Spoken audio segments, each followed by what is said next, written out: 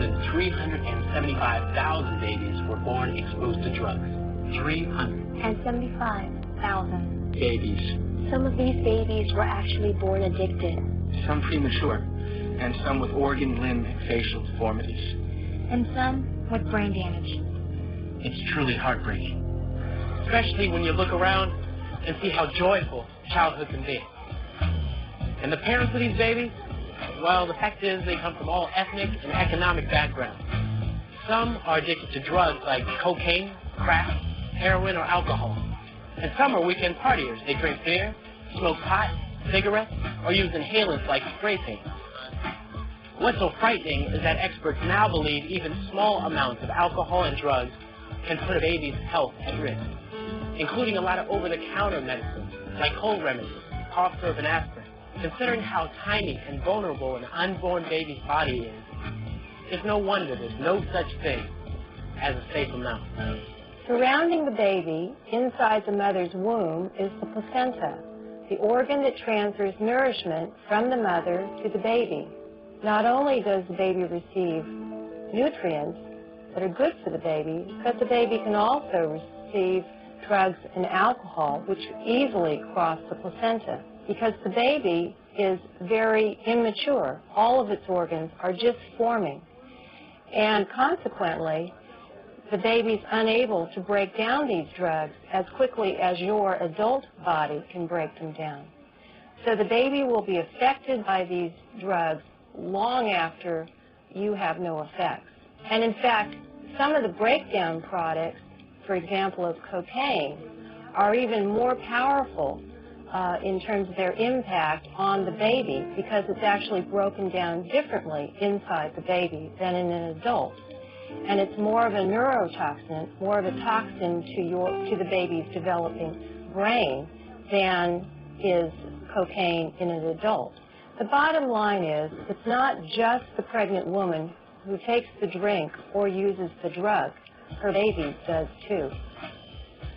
Another very important factor in the way drugs affect unborn babies is how far along they are in their development. You see, there are various stages in the growth of an unborn baby, and each stage can be affected in different ways.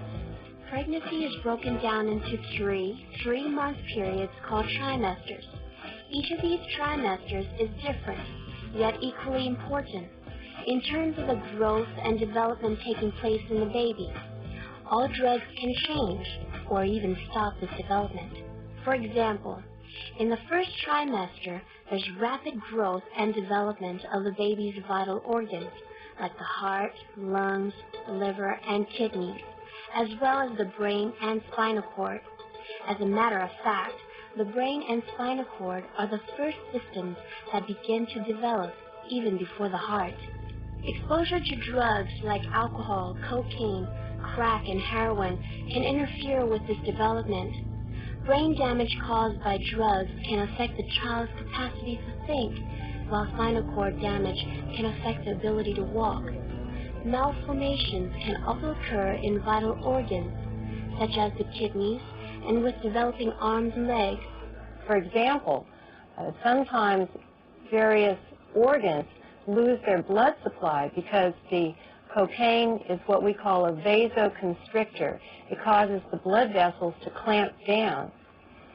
So the baby can, in fact, kill a part of its bowel. And so the baby, when it's born, will have what's called a bowel obstruction and will need to have surgery so that it will be able to eat. Other times, we see that the baby might actually lose some of its fingers or toes because, again, the blood supply to those organs was cut off as a result of being exposed to cocaine. It's suspected that the third week of pregnancy is when alcohol in particular can do most of its damage. From the 8th week right up to birth, the baby undergoes its greatest weight gain.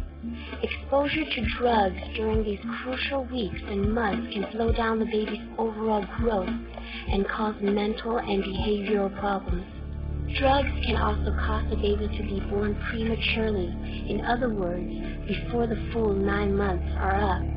These babies are underweight and can have a smaller than normal head.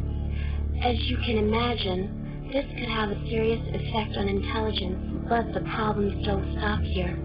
Babies exposed to drugs like cocaine, crack, or heroin can actually be born addicted to them. With heroin, they experience withdrawal symptoms, shaking, vomiting, seizures, even death, just like an adult would. The only difference, of course, is these are just tiny little newborn babies. The baby is usually very, very jittery and will move incessantly in its crib. Sometimes it moves so much that it'll actually rub off the skin from its chin, knees, elbows. So the syndromes can be quite terrifying, in fact, to watch. They can have problems eating, sleeping, and forming attachment to their mothers. They cry a lot at a high pitch, as if in pain, and it's very hard to comfort them. Later in childhood, these kids can have problems in school, including learning disabilities. The most apparent thing that you can see is wrong with your child is the behavior and their attitude. Yeah. They have these violent tempers. Yeah. You know, they I don't know if it's from cocaine, alcohol, marijuana pills, whatever we used went into their bodies. You know, when my child was born, they told me that he was heroin addicted. And I couldn't understand that because I never used heroin to my knowledge. But what they're putting in drugs today, you don't know what you're smoking. You don't know what you're taking. You know, you probably don't know what you're drinking. I have a 7-year-old. Her name is Kenya, and Kenya is deaf. Kenya was born 1 pound and 13 ounces. You don't have to have a child born to have any problems using cocaine. You can use alcohol and marijuana. And you tell yourself that's okay, but it's not okay. I drank a lot. I used a lot of heroin. I used a lot of cocaine, a lot of black beauty. I mean, I just used everything. I wasn't aware that I was even pregnant with her until I was 7 months pregnant. I never felt her move. Tiffany was born what they call a stress baby. She didn't know how to swallow. She was having severe withdrawals. I never got to see my baby. They took her from me, and I found her strapped to a metal table. And they had tubes all in her and down her throat, and they wouldn't tell me anything. But I knew in my heart what it was from. Amazingly, though, studies show there is hope for these children. Hope that with a lot of love and care, they can overcome some of their problems. But cocaine, crack, and heroin aren't the only drugs that can cause serious problems for an unborn child. Nicotine, the drug found in cigarettes, for example, can cross the placenta and cut down the flow of blood, nutrients, and oxygen the baby needs. This puts a child at risk for breathing problems, such as bronchitis and asthma later in life. It can also cause premature birth. Or worse, the pregnancy could end in a miscarriage, meaning the baby dies before it's even born. If you're pregnant, it's definitely important for you to stop smoking altogether, or at least cut down as much as you possibly can. The reason is that smoking during pregnancy is associated with an increased chance of miscarriage and of having a low birth weight baby. Now you might say, what's the problem having a little baby? It's just a miniature baby.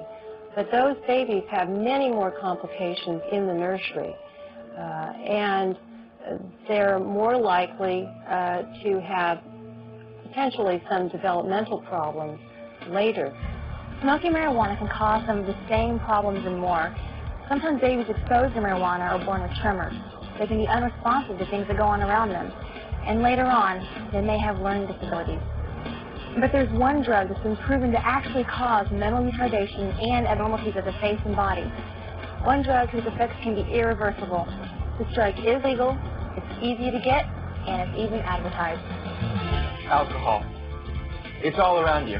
On TV, in the movies, wherever you look. But it can be one of the most harmful substances to an unborn baby.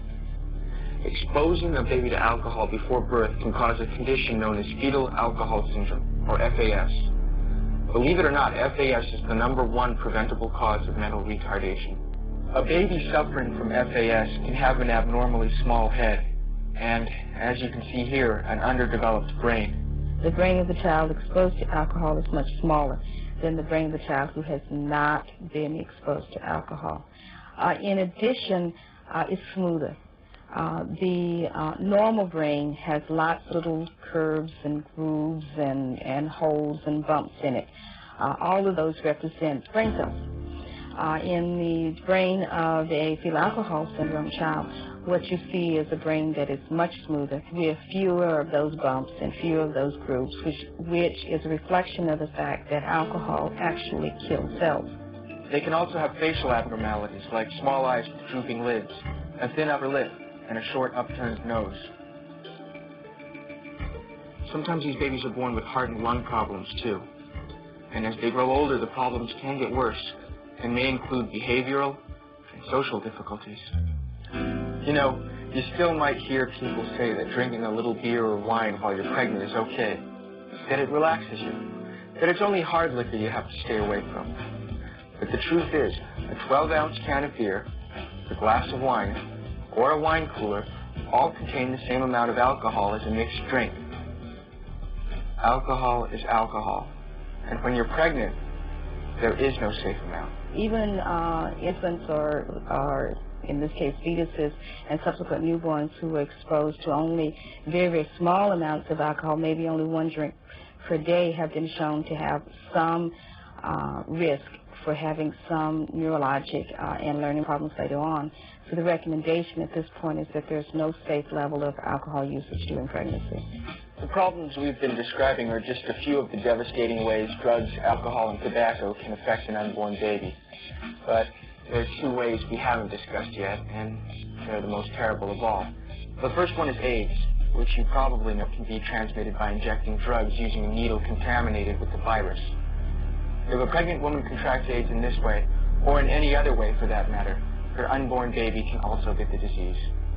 Just as tragic is something called sudden infant death, or SIDS. It happens between the ages of 1 week and 1 year. Everything seems to be okay with the baby, and then one night it dies in its sleep. Nobody knows exactly why it happens, but they do know that it happens more often to babies who are exposed to certain drugs before birth. We've seen how drugs can affect an unborn baby and a growing child.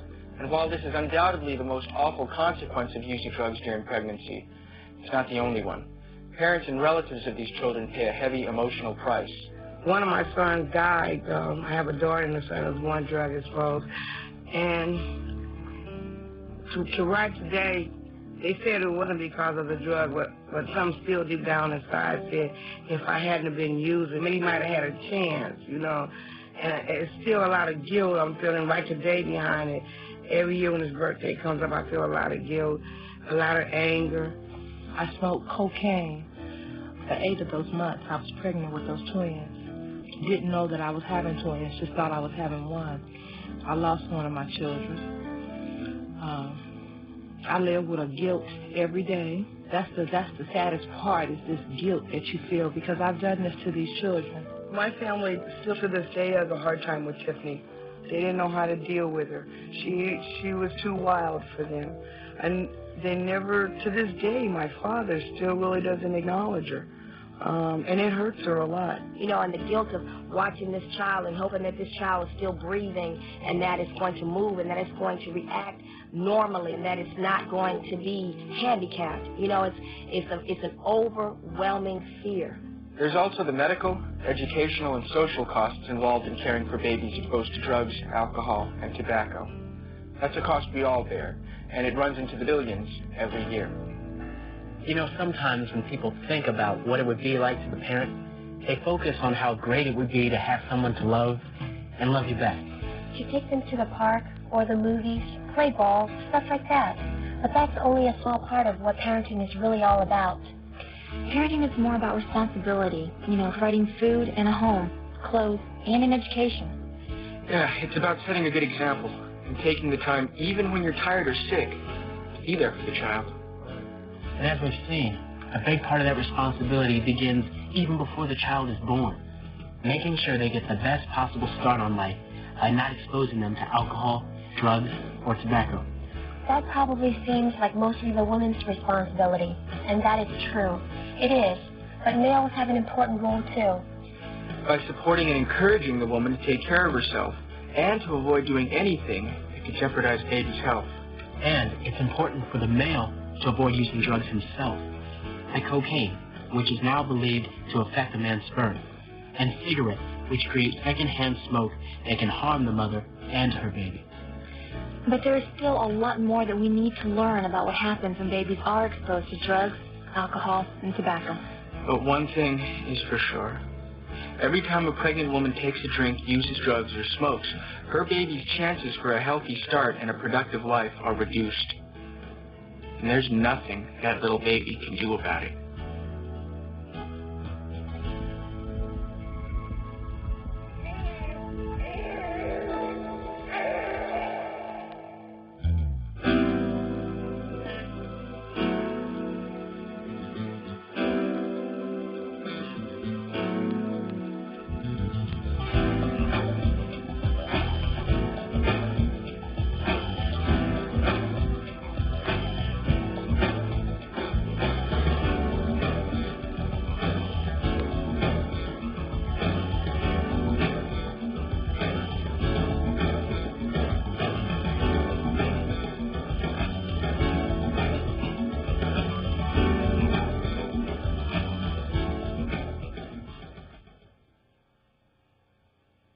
Like cocaine, crack, heroin, or alcohol.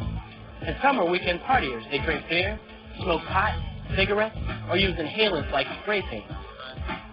What's so frightening is that experts now believe even small amounts of alcohol and drugs can put a baby's health at risk, including a lot of over-the-counter medicines like cold remedies, cough syrup, and aspirin. Considering how tiny and vulnerable an unborn baby's body is, it's no wonder there's no such thing as a safe amount. Surrounding the baby inside the mother's womb is the placenta. The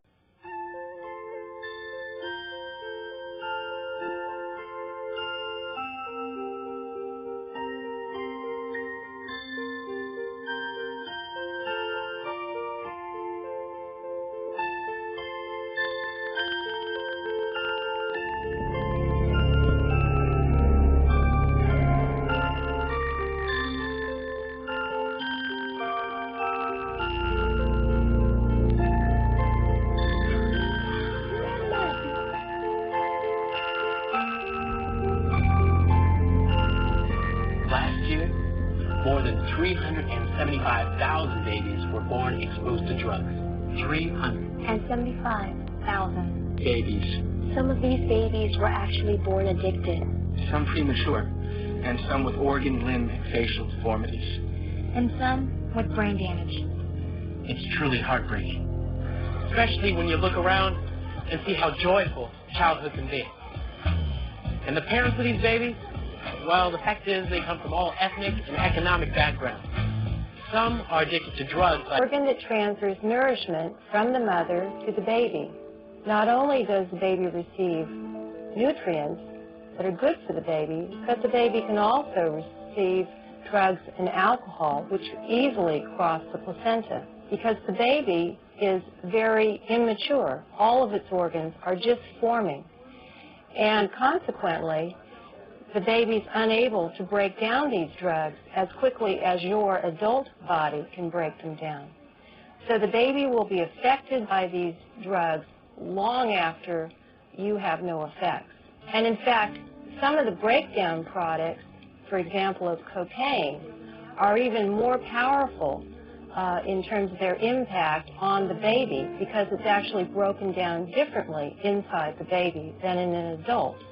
And it's more of a neurotoxin, more of a toxin to the baby's developing brain than is cocaine in an adult. The bottom line is, it's not just the pregnant woman who takes the drink or uses the drug. Her baby does too. another